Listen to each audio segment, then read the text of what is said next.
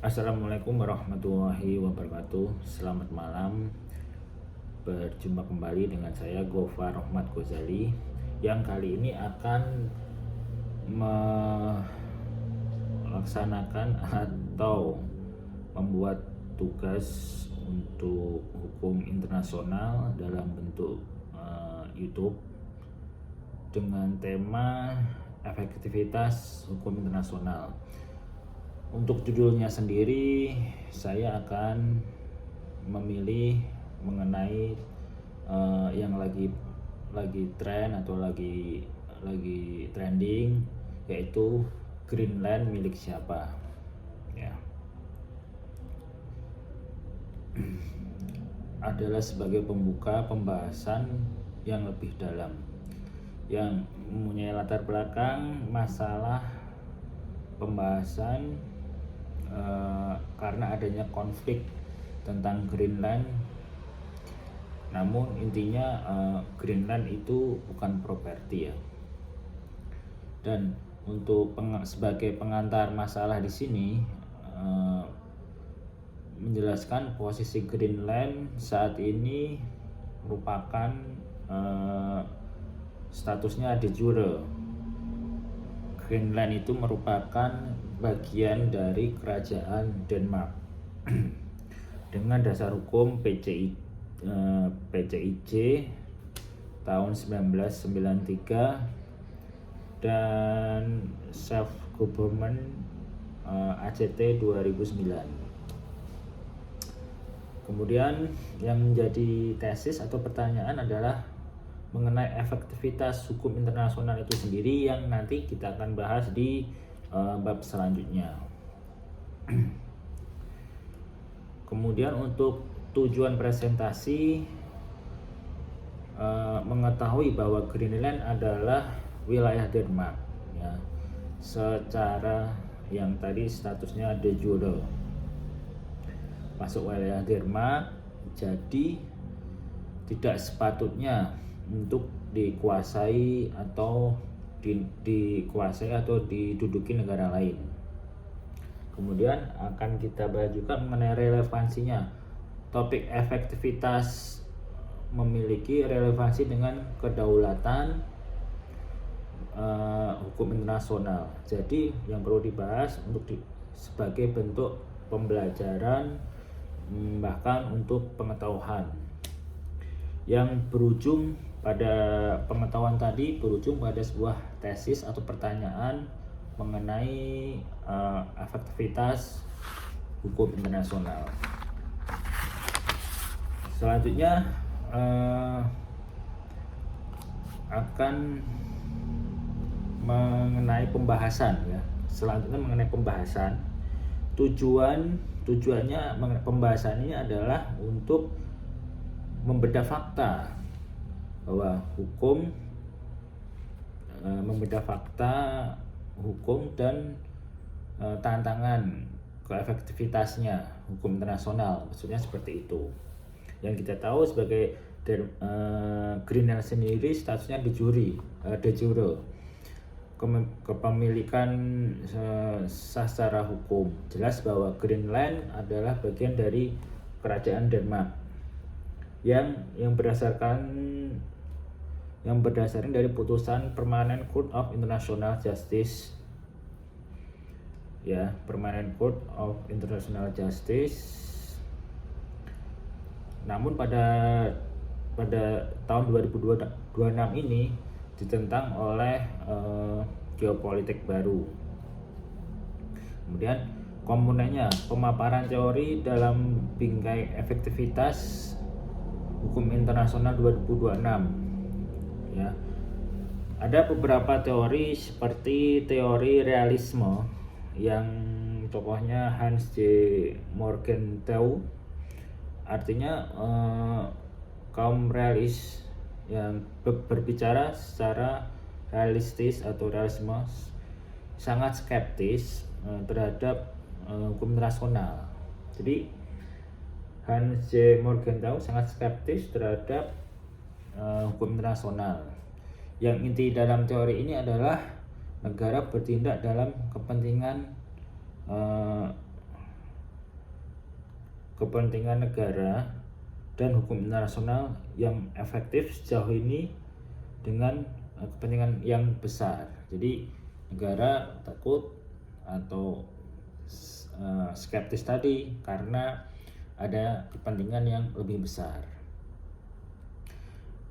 Dalam relevansinya mengenai realisme atau teori tersebut ini, dalam relevansinya dengan Greenland, artinya US sebagai negara adidaya merasa bisa mengabaikan norma hukum internasional, yang artinya hukum internasional sudah tidak efektif jika berhadapan dengan kebutuhan militer yang sangat superpower. Setelah mengenai teori realisme, kemudian ada teori lagi, kita coba teori lain, teori kedaulatan.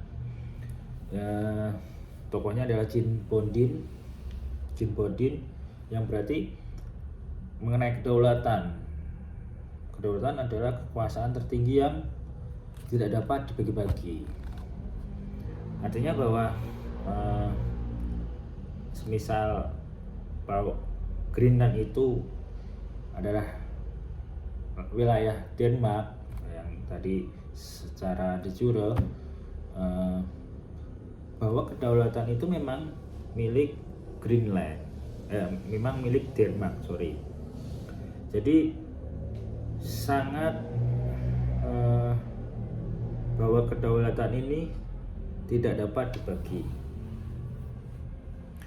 yang berarti relevansinya secara hukum tentunya tidak ada entitas lain yang berhak atau menguasai kedaulatan itu, yang berarti tidak dapat entitas lain yang bisa dapat memiliki atau menguasai Greenland, yang seperti tadi saya sampaikan bahwa Greenland itu bukan properti dan itu merupakan hak Denmark sendiri, negara Denmark sendiri.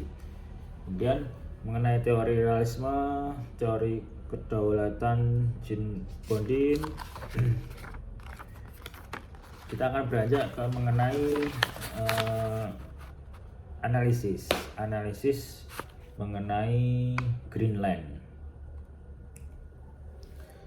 Tentu saja kalau kita melihat analisis ini, bahwa secara yuridis status kepemilikan dan kedaulatan secara hukum posisi Greenland memang kuat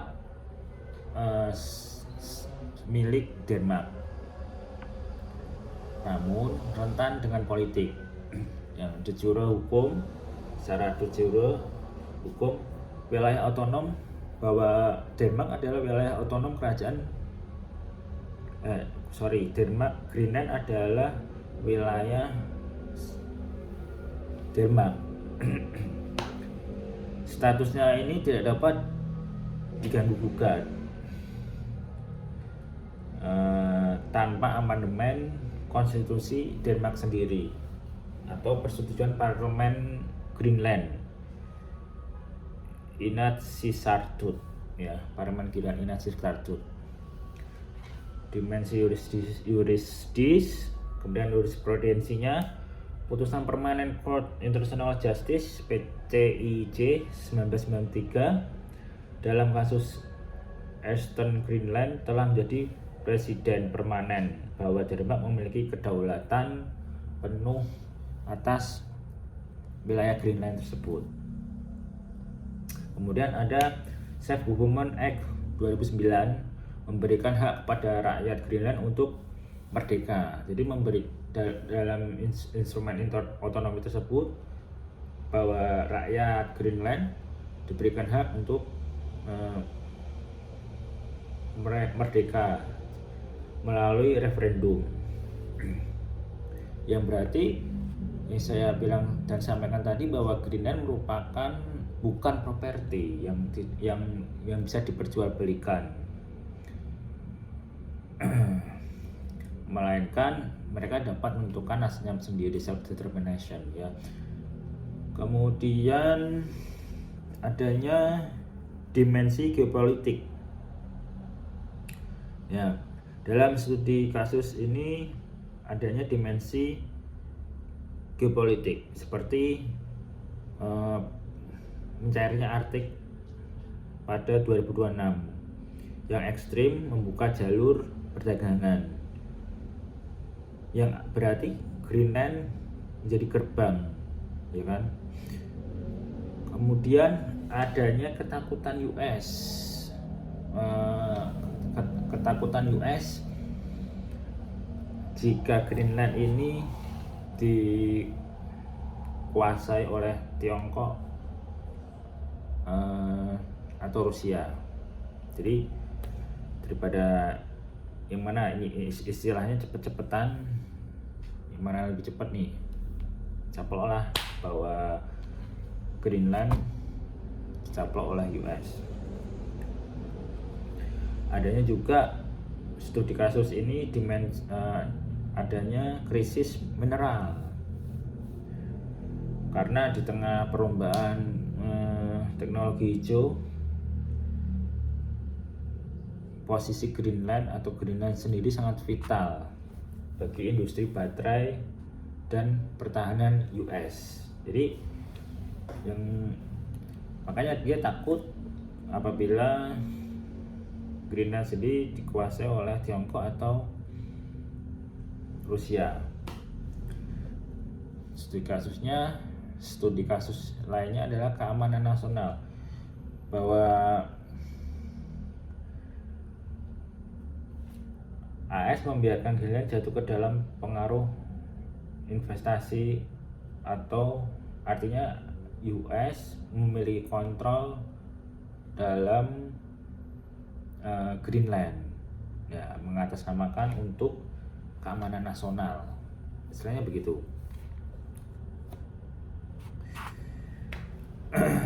Lalu jika melihat dari efektivitas kasus hukum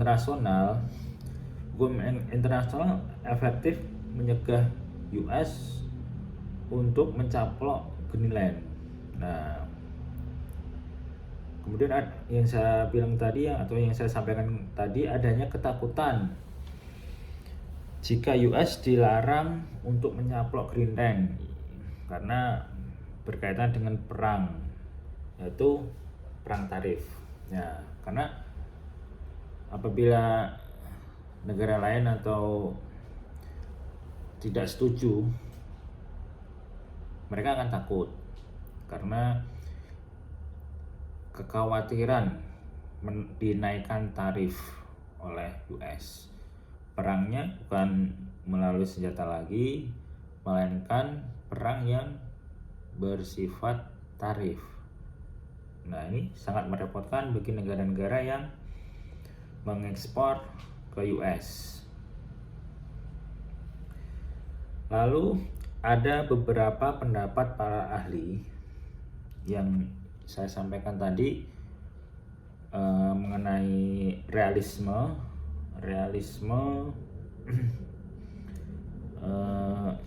mengikuti pemikiran dari John Mearsheimer atau Hans Morgenthau. Pendapat para ahli bahwa Denmark atas Greenland bersifat rapuh.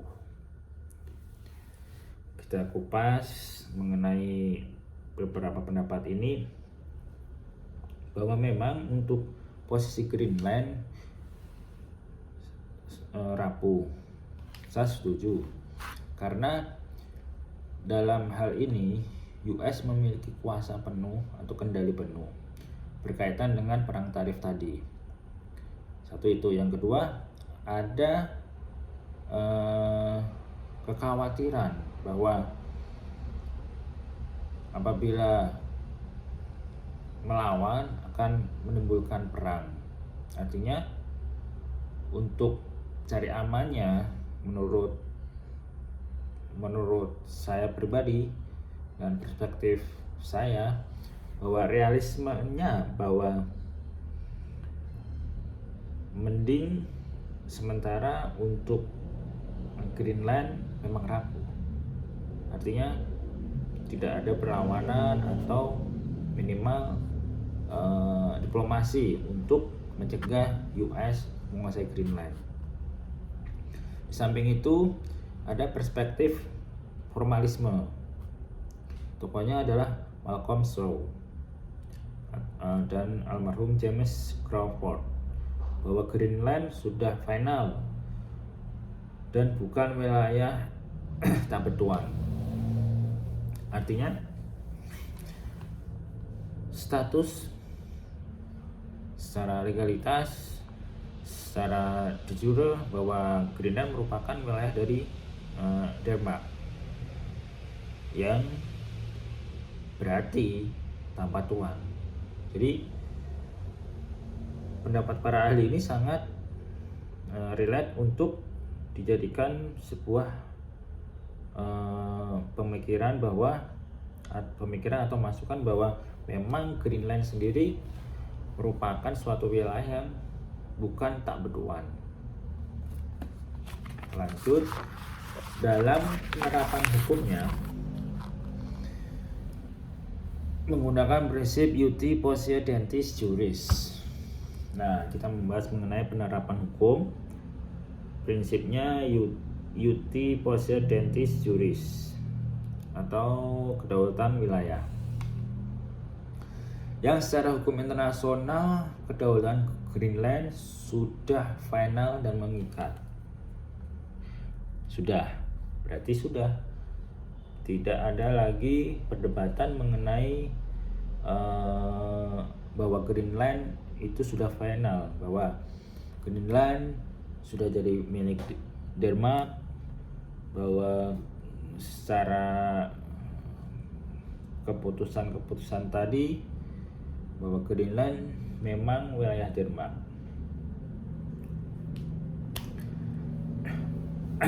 Prinsip uti possidetis juris, kedaulatan wilayah.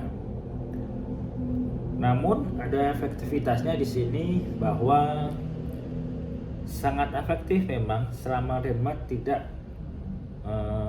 menandatangani perjanjian penyerahan wilayah. Yang berarti secara hukum internasional bahwa Greenland tidak bisa berpindah tangan. Itu efektivitasnya. Kemudian untuk penegakan hukum tersebut, hak menentukan nafsu sendiri atau right self determination menerapkan berdasarkan piagam PBB pasal 1 dan 55 yang isinya Kovenant Internasional Hak Sipil dan Politik ICCPR. Rakyat Greenland memiliki hak mutlak untuk menentukan status mereka sendiri. Sangat benar sekali bahwa memang right to self determination, rakyat Greenland berhak menentukan nasib sendiri. Dan dinamika di 2026 ini, misal Greenland dibeli oleh US, rakyat Greenland bisa menyatakan bahwa transaksi tersebut batal demi hukum atau void karena dilakukan tanpa persetujuan melalui referendum. Mereka tidak setuju, rakyat Greenland, apabila US membeli Greenland ke Denmark. Tidak bisa, itu batal demi hukum karena dilakukan tanpa persetujuan. Namun efektivitasnya, hukum ini efektif untuk mendelegitimasi ambisi US di mata dunia, karena pembelian tanah, pembelian manusia dan tanahnya dianggap sebagai pelanggar HAM modern. Nah, ini poin pentingnya. Kemudian ada sebuah tantangan dari NATO, tantangan atau peran NATO sangat rumit. Yang kita tahu bahwa US sendiri adalah pemimpin NATO. Jadi anggaplah sebagai pasal 1 kembali ke pasal 2, bolak-balik. Namun kembali lagi bahwa pembahasan ini bukan lagi soal tanah, tapi soal sumber daya apa yang ada di dalam lautan Arktik.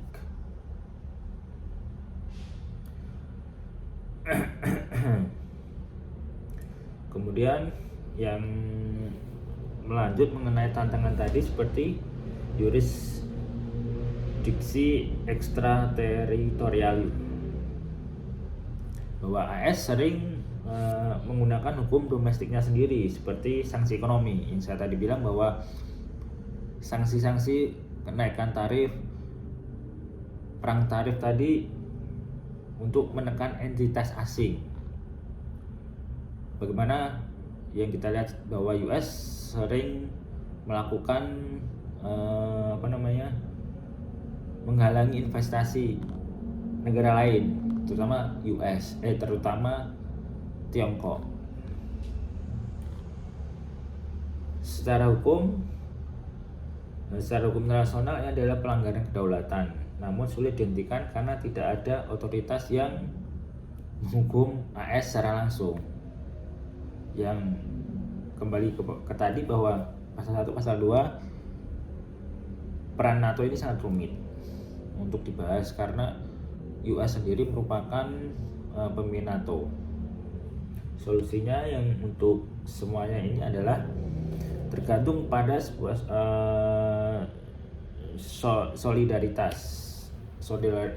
tergantung pada solidaritas internasional, Uni Eropa atau PBB. Setelah tadi mengenai penerapan hukumnya, kita beranjak ke kesimpulan. Kasus Greenland 2026 ini menunjukkan bahwa hukum internasional sangat efektif dalam menerapkan batas-batas formal, akan tetapi lemah jika menghadapi transaksi. Apakah memang di balik itu, di balik meja atau di balik itulah pokoknya, bahwa memang benar bahwa penerapan batas-batas formal sangat efektif. Akan tetapi bila ini mengenai sebuah transaksi berkaitan dengan duit atau sesuatu, the thing, akan lemah. Jadi ada halangan di situ. Kemudian kembali lagi untuk kesimpulan kali ini, mengutip ulasan dari atau pendapat Louis Henkin. Negara cenderung patuh pada hukum untuk menjaga nama baik. Namun dalam kasus Greenland, untuk melihat kembali tantangan realisme, hukum bukan lagi soal teks di atas kertas, tapi soal gimana ditegakkan di tengah tekanan global. Untuk kutipan dari Louis Henkin, negara cenderung patuh pada hukum untuk menjaga nama baik. Namun dalam kasus Greenland melihat kembali tantangan realismenya. Artinya untuk melihat kembali bahwa keadaan seperti ini, Greenland seperti ini, ada sebuah pandangan realisme. Ya, terus yang terakhir, hukum bukan lagi soal teks, tetapi memang hukum adalah hukum itu sendiri dan harus ditegakkan, terutama di dalam hukum internasional. Begitu. Ucapan terima kasih untuk semua yang sudah mampir atau menonton beberapa menit. Apabila ada salah kata, salah referensi, saya mohon maaf. Selamat malam, terima kasih. Wassalamualaikum warahmatullahi wabarakatuh.